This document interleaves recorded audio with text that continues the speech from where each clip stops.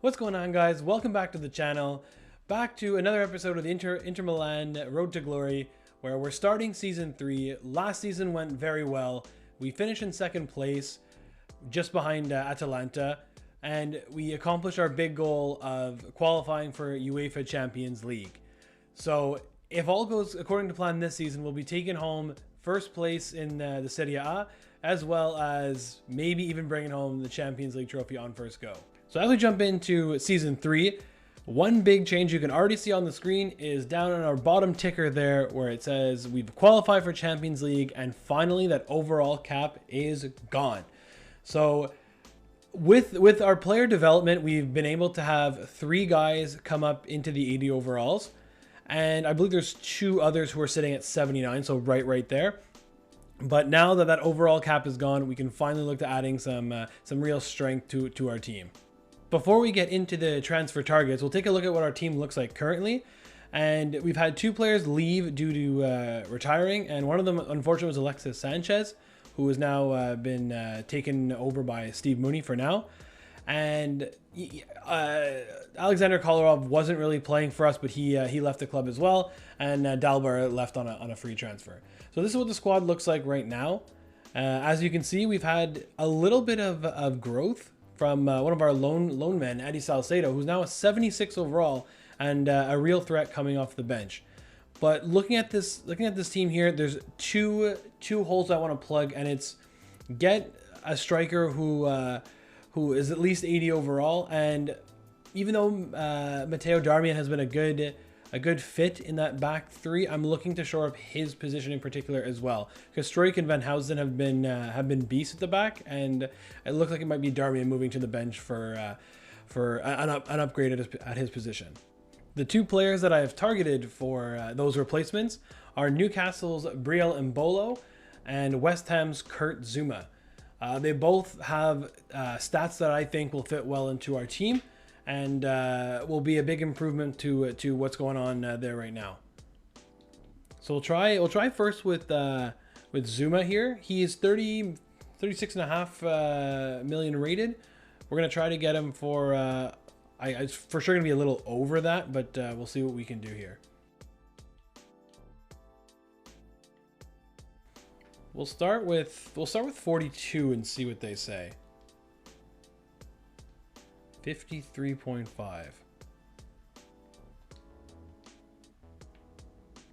How about 46.5?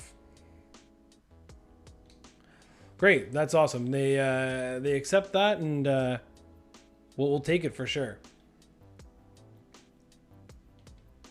Negotiate, and realistically, we're at the point right now where we can offer pretty much anything, because we've saved up so much money with our level cap that we've been using, that as you can see there, we have almost $200 million in the bank to spend, and a wage budget of almost 200,000. So he's currently making 100,000 at his current club. We'll be looking to give him a little bit of a raise, and for sure getting the crucial squad role, 3 years. I'll accept that for sure. Disregard release clause, yes. And will they give us no? So they'll make me. So wage will go 120, and then like we said, we can really just kind of break the bank here. Make sure he says yes. I don't want to don't want to offend anybody like I did in previous episodes and have them storm out of the room. So a $4 million signing was, is that a bit much? Probably, but they think it's a reasonable offer, and we have our first big signing of the season. And now we'll go with Brielle as well, and we have the cash. So I'm just gonna go ahead. Let's use our power here, because Newcastle have those big new owners now with the takeover. So let's say 50 mil and see what they say. Yeah, I think they're gonna take that for sure, and we'll go to negotiating with Brielle right now. We can offer something similar to what we just offered Kurt Zouma.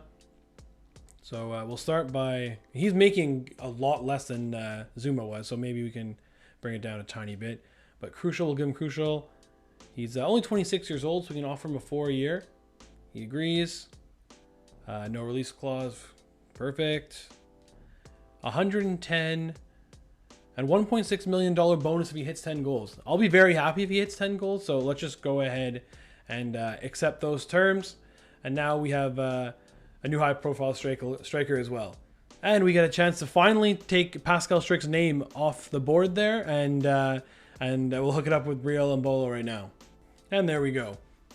So finally, it's nice to see that there's a different name on the record buy. So, and let's see if Brielle could come through with and match that $50 million price tag, because it is a big one. Next, we'll take a look here at the board objectives. And again, they're very big on the youth development. We could sign 3 players assigned to the defender position. That we can do. Again, it's the 3 players under 20 with the higher potential of the current overall, the average overall for that position. And now there's a long-term one of within 2 seasons have at least played. Let me start that again.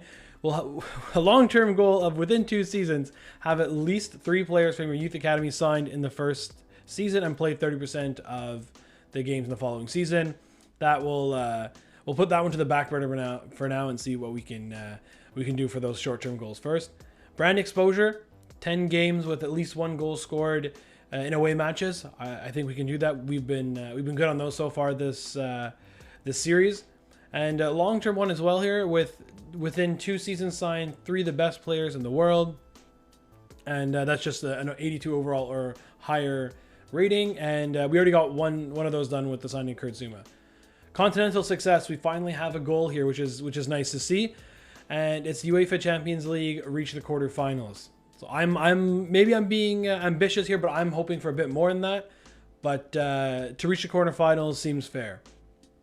Domestic success, there's still only I guess the Coppa Italia doesn't really mean much to the board, because just reached the quarterfinals again. We were able to do it last season, so let's try to do that again. And the Serie A, it's been slowly creeping up. First it was finished mid-table, then it was in Europe. Now they're demanding a Champions League position. So basically, if we can replicate the domestic form from last season, we should be making them happy.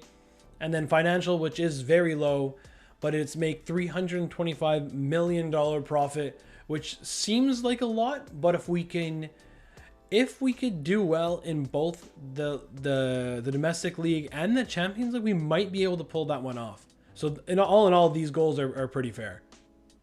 Looking at our team now with the 2 added sign-ins going right into the starting 11, we have Brielle and Bolo, who's taken the spot from Steve Mooney, who drops to the bench. And Kurt Zouma will jump right into the starting 11 as well, with Matteo Darmian going to the bench as well. So this is what the team sheet looks like going into the season, and it's something I'm happy with this. I'm happy with this. We've been getting some good sim luck, so let's hope that continues going on. And the development of our players like Lazaro, we had Sensi, who's become an 80 overall. We have Pascal Strick, who's almost at an 80. Van Housden, who's done really well. And then, of course, we have Leo Bianchi, who is now 81 pace, the 91 physical. His finishing is into the 70s, so that's good. Maybe he can score a couple more goals with his feet. And it's going to be a really tough time for defenders to deal with the pace and power of our 2 strikers. Taking a look here at our youth academy, we have a lot of promising players, but 2 of them unfortunately have the no number glitch.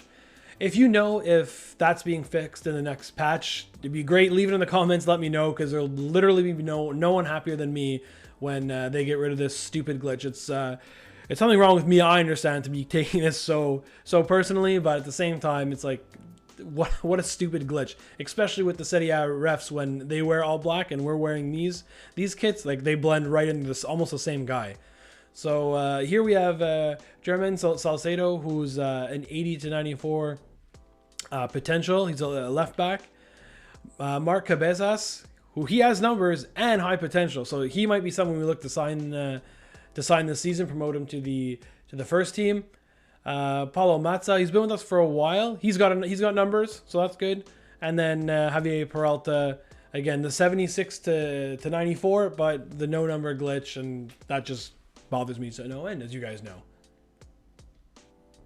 Taking a look at the calendar, we actually had a pretty good preseason. Well, at least we got out of the first group, which is something we haven't done so far. And it was easily the most difficult group that we've had in this series so far. We would lose 1-0 to Aston Villa, but little improvements everywhere. Into the domestic league in Serie A, it starts with a bang where we play Juventus and then Lazio. So 2 tough games to start the season. Then there's 4 more games in the month of September, and a pretty busy month going to the end of October. We'll jump in after the sim. I think I'll be playing the first game of the season, that big one against Juventus.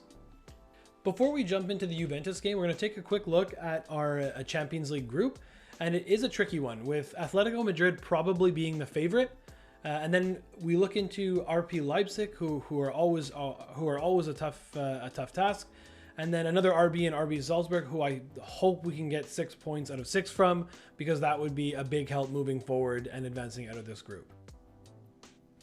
So here at the Juventus game, when you look at the team sheet, we're not going to change anything. It is the first game of the season, so we'll see how our 2 new debutants do, and hopefully we can pick up a huge first one of the season. When it comes to Italian football, like, there's really no 2 bigger opponents you can get to start the season than Juventus and Lazio. So it really will be something of a tester here for the 2 new boys who are slotting right into the starting 11. And like we said before, hopefully we can get a big result from this. Juventus have really dominated a lot to start the opening first couple minutes. I still haven't touched the ball yet. And even though we have removed our overall cap, Juventus still do have a ton of... there's a big gap in between Juventus's best players and our own. So it'll be tough to fend them off. But we're trying, as we've already blocked a couple shots. There's 2, and we get out of danger. There's Zuma getting his real first touch of the ball for Inter. He'll play it off to Lazaro, who runs right into trouble, and not what we've come to get used to from Lazaro, as he had a really good season last season. But here again come Juventus on the attack. It'll be Locatelli going out wide. See if they want to cross. We'll give them the option to do so, and said they fire a low-driven ball right to the center. This could be problems for us, but it's Radu who comes out clutch with a big save. What a ridiculous low-driven ball that was. Of course, short corner. Again, we're defending pretty well at the moment. Don't want to jinx it. Oh, that is so tough. That's a big finish, but what is my defender doing there? Instead of heading the ball clear, he basically ducks and gets out of the way. Which I don't know if there's a button that I could... I don't know, maybe he went for the chest control, but look at him right there. I don't know what that is, and it's unfortunately Juventus 1, Inter nothing, and I can't do anything but laugh about that, as just sometimes again I mentioned this game being a little bit scripted in episode 2, and I think there's the case, or just my guy not knowing what to do with his body and kind of making a joke of himself. But in any case, we're gonna have to do some work here to get back in this game, as is for the most part been all Juventus. Good tackle there by the captain. He'll get the ball back and start an attack for Inter. It's good that we're adding to the depth of our squad, and that some of these lone players that were out away from the club last season are starting to get into that overall where we can trust them on the pitch in big games, because now with the Champions League, we're gonna start playing a lot more games, and they'll be needed big time. Oh, could have something since he's through the middle. He's gonna hit it, and he scores! What an answer by Inter! It's only been a couple of minutes, but we're already right back in it, and again, it's the captain, as he finished off last episode by scoring that big goal in the second to last game of the season, basically clinching Inter a Champions League spot. He makes it 1-1 here, as he scores past Juventus keeper Wojtek Szczęsny. Big response by Inter. Big response to get one back before half. With only a minute to go before half, we're going to try to shut down this last Juventus attack. The DeMarco had a really quiet first half. Oh, well won by Struck. And yeah, we won't have a chance to do anything ourselves, but all things considered, a pretty good first half. Juventus dominated the first opening 10-15, and then they took the lead on a goal that was clinically struck. Fair enough, but I don't know what my defenders were doing, trying to chest the ball down when heading it clear would have been the much easier route. But it was the captain, Stefano Sensi, who scored in the 33rd minute, equaling the game at 1-1. And this one's up for grabs, for sure. For sure, this one's up for grabs, and we're going to try to take it home. A big way to start the season would be a win against a team of the high caliber of Juventus. Gagliardini is in deep. Fortunately, can't get his cross in.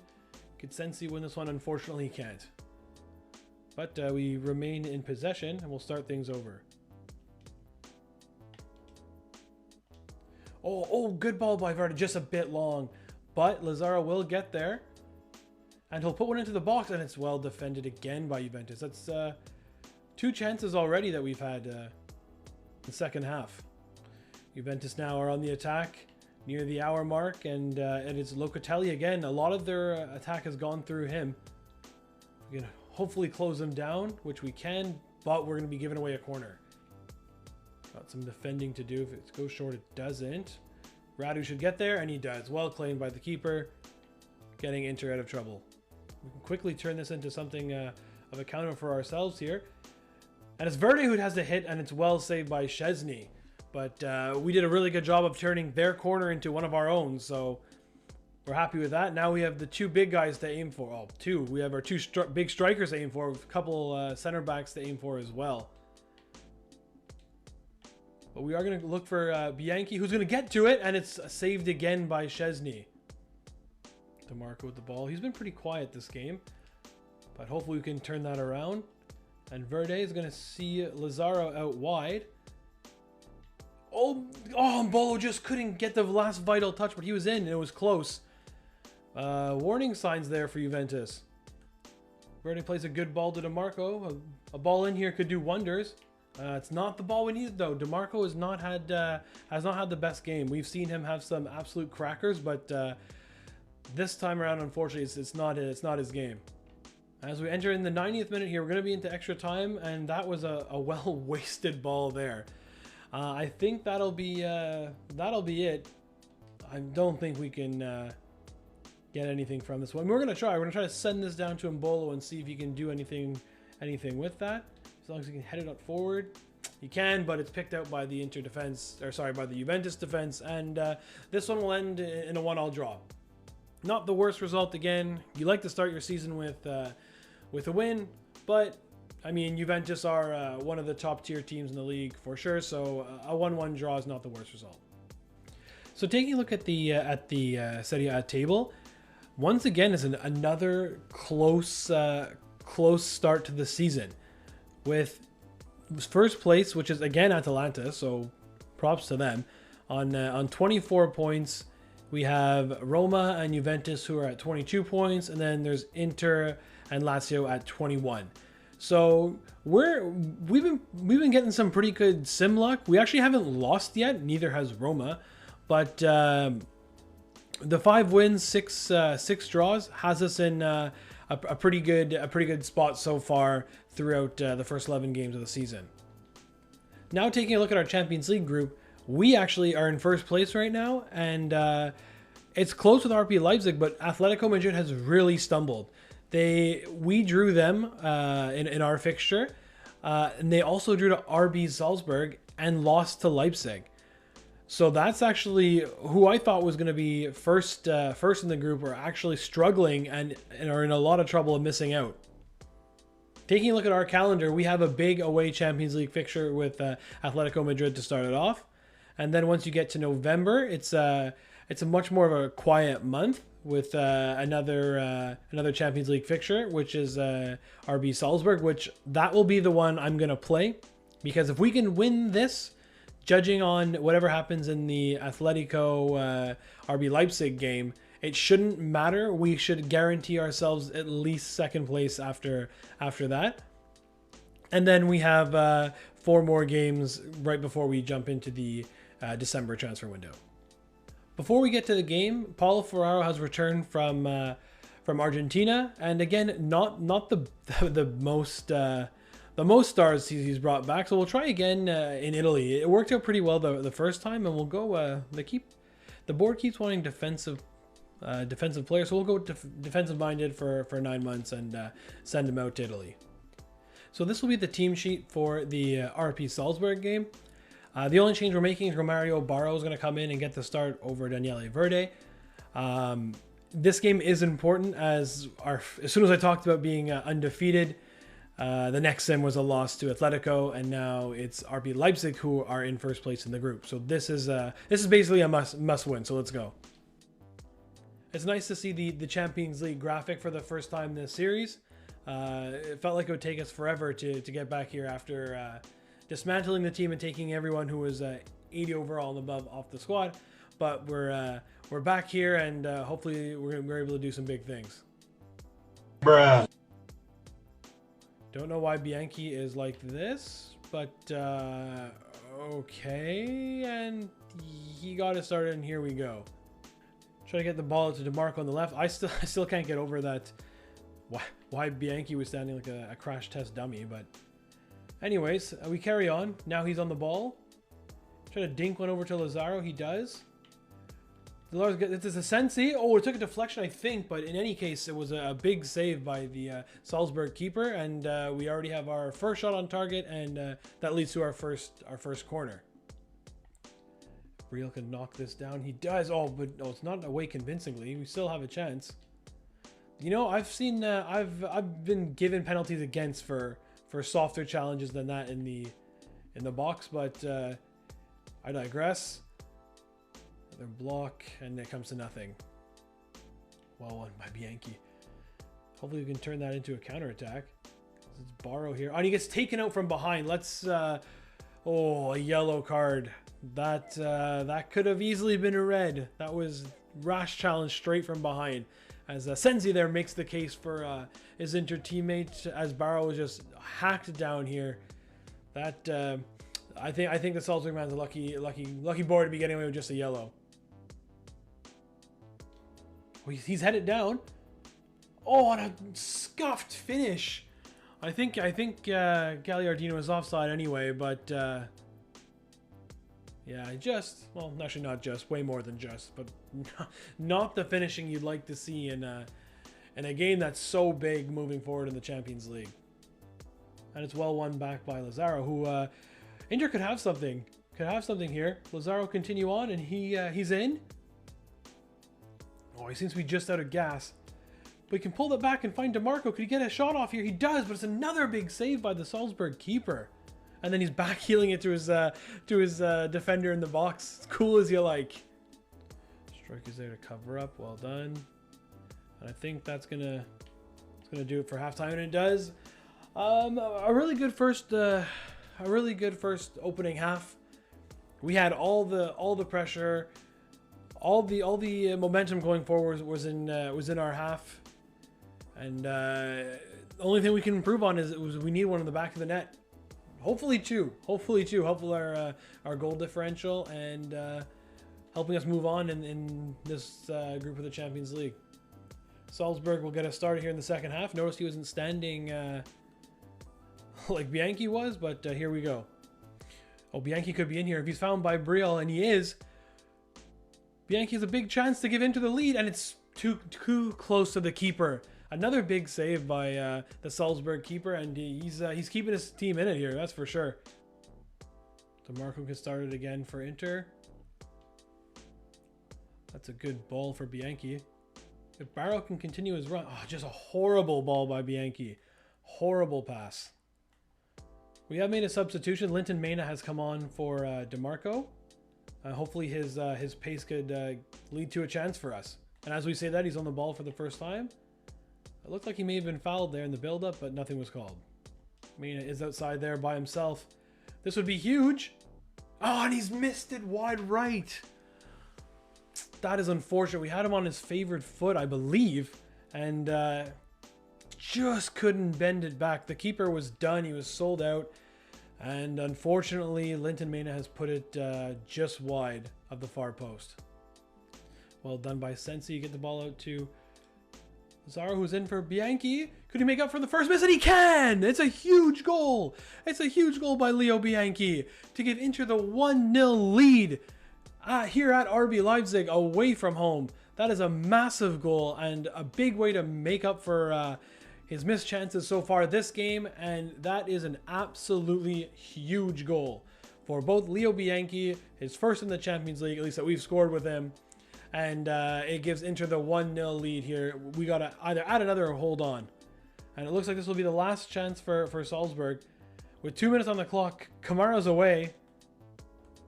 You'd be gutted to see anything come from this. And it's well blocked by Van Hansden. Strick's got to get that away. Better than that. As it's coming down here to the final embers of the game. Way past the 2 added minutes. And it's Radu with a big save, and the refs awarded the corner still, so we're not out of it just yet. As it's been two added minutes, and now we're into the 4th minute of added time. We got to hold off here. This would be a horrible way to give away the 3 points. It's going to be Mena that gets that away. Surely the ref has to call it now.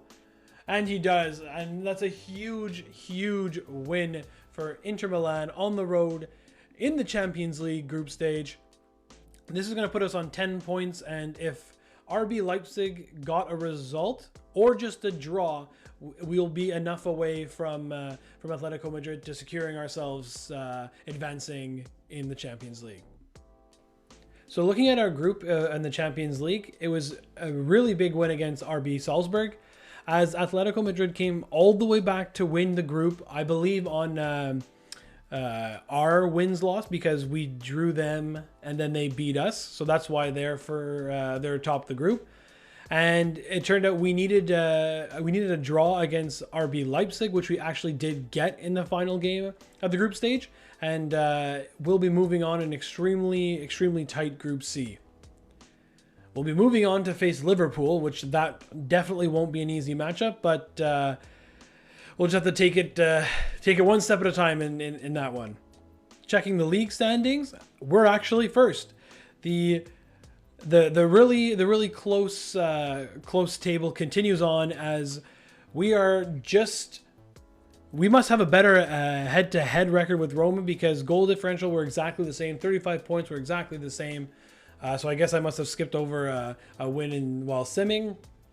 But again, this is exactly where we want to be. We want to be number one. We're trying to win it all in this episode, and halfway through the season, it's looking good for Inter right now.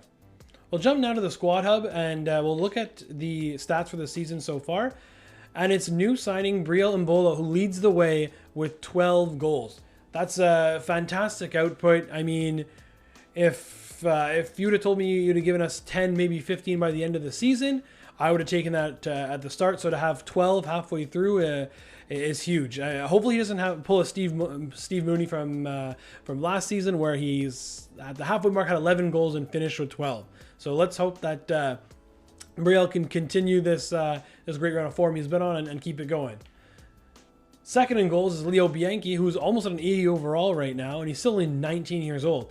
He's I believe he had 4 goals in the first season and 5 goals in the second. I could be wrong, but in any case, he's equaled his first 2 seasons output in the first half of this one. So the partnership of Brielle Mbolo and Leo Bianchi is clearly working out. And Linton Mena is coming off the bench and contributed with 6 goals of his own. So I think that's where we're going to end off this episode.